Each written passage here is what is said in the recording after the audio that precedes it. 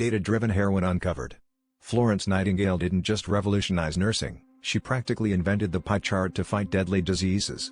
While most people know her as the lady with the lamp, few realize she was obsessed with numbers and data. During the Crimean War, Nightingale noticed more soldiers were dying from infections than from battle wounds. She meticulously gathered hospital records and realized the power of turning raw data into visual stories. She invented a new kind of pie chart called the coxcomb to show how unsanitary conditions were killing soldiers. Her colorful, dramatic charts shocked government officials and forced them to clean up military hospitals. Nightingale's data-driven activism saved thousands of lives and proved that a well-crafted chart could change the world as much as a heroic nurse ever could.